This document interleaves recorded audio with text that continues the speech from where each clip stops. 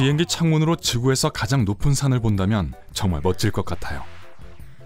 좌석에 앉아 커피를 마시고 산봉우리를 뒤덮은 눈을 보며 감탄한다고 상상해보세요. 하지만 여기서 유일한 문제는 비행기가 에베레스트 산, 즉 히말라야 산맥 위를 날지 않는다는 거예요. 왜 그럴까요?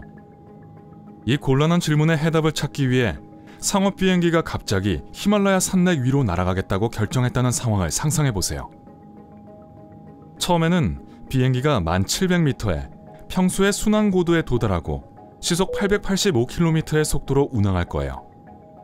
곧 조종사들은 한 개의 봉우리가 다른 산들 사이에 두드러지게 솟아난 여러 개의 높은 산들을 보게 됩니다. 그 산은 세계적으로 유명한 에베레스트인데 이는 전 지구상에서 해발 고도가 가장 높은 산입니다. 그 높이는 8850m이며 매년 0.25cm 정도씩 높아지고 있습니다. 보셨죠?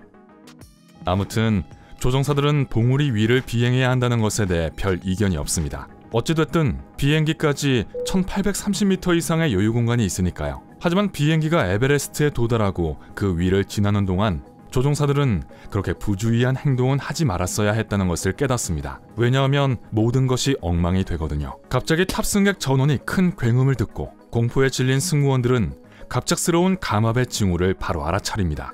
기압 시스템에 문제가 있었을 수도 있고 문 하나가 잘못 닫혔을 수도 있으며 창문이나 동체에 금이 갔을 수도 있습니다. 비상사태의 이유가 무엇이든 승무원들은 즉시 대응해야 합니다. 비행기에 탄 승객들은 비행기가 이륙하기 전 사전 안전수칙 시연하는 모습을 잘 숙지했습니다. 그래서 즉시 입과 코 위에 산소 마스크를 쓰고 침착하려고 합니다. 반면 승무원들은 공황 상태에 가깝습니다. 문제는 그 마스크에 생각보다 많은 산소가 없다는 거예요. 보통 15분에서 20분 정도밖에 사용하지 못하죠. 그리고 1700m의 고도에서 산소 부족이 어떤 결과를 낳을지는 여러분도 상상하실 수 있을 것입니다. 스포일러 주의, 그다지 좋지 않습니다. 그렇기 때문에 조종사들은 산소 마스크를 사용하지 않고도 숨을 쉴 수 있는 3050m 고도로 비행기를 하강해야 합니다. 하지만 비행기는 여전히 히말라야 상공에서 날고 있고 그렇게 낮게 내려갈 수는 없습니다. 여객기 안에 있는 모든 여행자들에게 끔찍한 일이 일어나기 전에 여기서 끝내는 게 좋을 것 같네요. 이제 여러분도 무슨 말인지 아실 거라고 믿어요. 하지만 에베레스트 상공에서 비행하지 못하게 하는 이유가 빠르게 감압되는 상황 때문만이 아니라는 것을 아셔야 합니다. 비행기가 그렇게 인상적인 순항 고도로 비행하는 이유 중 하나는 조종사들이 문제 발생 시 대비할 수 있도록 하기 위해서입니다. 즉, 문제가 발생했을 때 기장은 문제를 해결하기 위해 비행기를 하강하기도 합니다. 하지만 여유 공간이 1830m밖에 없다면 많은 것을 할 수 없겠죠? 게다가 비상 착륙을 해야 하는 경우에 조종사들이 접근성이 좋은 공항을 근처에서 쉽게 찾을 수 없을 것입니다. 물론 카트만두 공항은 제트기가 사용할 수는 있지만 여기에는 활주로가 하나뿐이고 계기 착륙 시스템이 갖춰져 있지 않습니다. 마지막으로 만약 여러분이 산 위를 날아본 적이 있으시다면 산 위의 난기류가 고약하다는 것을 아마 알고 계실 거예요.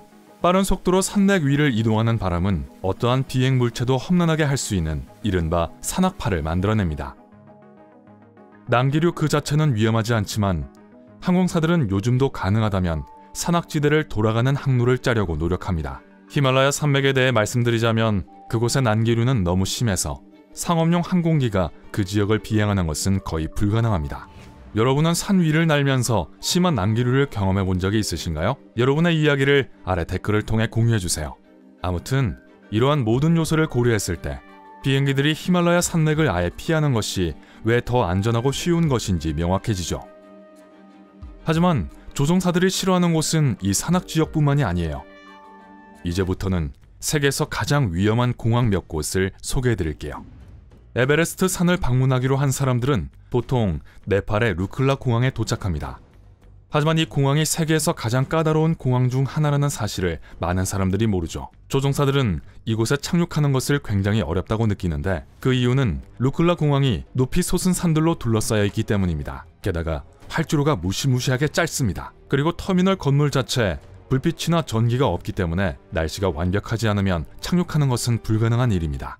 여러분을 소름 끼치게 할 또 하나의 공항도 산속에 있는데요. 이곳은 온두라스의 수도 테고시갈파에 있는 톤콘틴 공항입니다.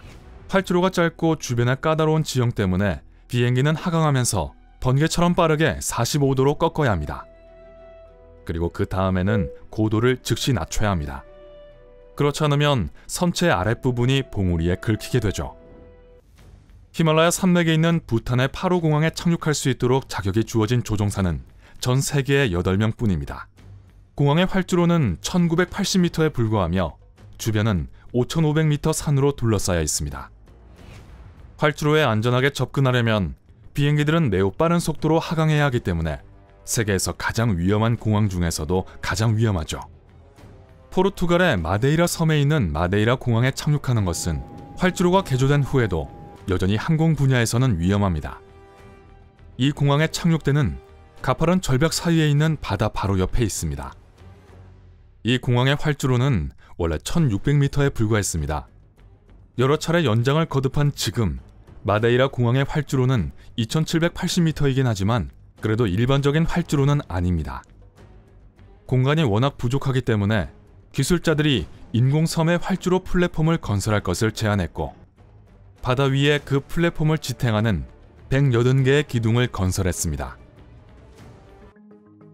그린란드의 나르사르 수아크 공항의 활주로는 언제나 얼음으로 뒤덮여 있습니다. 게다가 활주로 자체의 길이는 1830m에 불과합니다. 하지만 그게 다가 아닙니다. 이 지역에 언제나 몰아치는 폭풍우는 심한 난기류를 일으키고 가시거리를 짧게 만듭니다. 격렬한 바람과 얼음으로 뒤덮인 활주로가 만나면 비행기를 손쉽게 진로에서 벗어나게 만듭니다. 거기다가 근처에 있는 활화산은 종종 폭발하면서 위험한 잿구름을 공중에 뿌립니다. 그리고 제가 엔진에 들어가게 되면 파괴될 위험이 있고 추락 사고로도 이어질 수도 있죠. 승무원과 승객 모두가 이 공항에 착륙하는 걸 두려워하는 건 당연한 것 같습니다. 재밌을 것 같은데요? 지브롤터 국제공항 주변에는 산이 없습니다. 활주로도 그렇게 짧지 않고 일반적으로는 비행기가 착륙하는 것도 특별히 어렵지 않습니다. 하지만 이 공항을 완전히 독특하게 만드는 한 가지가 있는데 그것은 지브롤터의 중심가인 윈스턴 처칠 애비뉴가 활주로를 가로지른다는 것입니다. 그렇기 때문에 비행기가 착륙하거나 이륙할 때마다 도로를 폐쇄해야 합니다. 물론 도로에는 정차해야 할 때를 알리는 신호등이 있긴 하지만 그래도 역사적으로는 위험할 뻔한 상황이 여러 번 있었습니다. 그러고 보니 비행기를 위한 신호등도 있는지 궁금하네요. 만약 카리브해에 있는 세인트 마틴 섬에 가시게 된다면 여러분은 프린세스 줄리아나 공항의 매력에 완전히 빠질 거예요. 이곳은 활주로 바로 옆에 해변이 있는 곳으로 덕분에 세계에서 가장 유명한 공항 중 하나입니다. 하지만 착륙하는 비행기는 귀청이 터질 듯한 소음을 일으키고 강력한 돌풍으로 해변을 찾는 사람들에게 모래를 날립니다. 그렇지만 조종사들이 걱정해야 하는 건 그런 게 아닙니다. 조종사들에게는 또 하나의 문제가 있습니다. 2180m밖에 되지 않는 활주로는 대형 항공기가 편하게 착륙하기에는 너무 짧기 때문입니다. 대형 항공기는 보통 착륙하려면 활주로의 길이가 2500m는 돼야 하기 때문이죠. 그럼 대형 항공기들은 멈추기 위해 닻이라도 내려야 할까요? 그렇다면 정말 장관이겠네요. 오늘 새로운 걸 배웠다면 이 영상에 좋아요를 눌러주시고 친구와도 공유해주세요. 여기 여러분이 좋아할 만한 다른 멋진 영상들도 준비해봤습니다. 왼쪽 또는 오른쪽을 골라 즐겁게 감상하세요. 삶의 밝은 면에 머무르세요.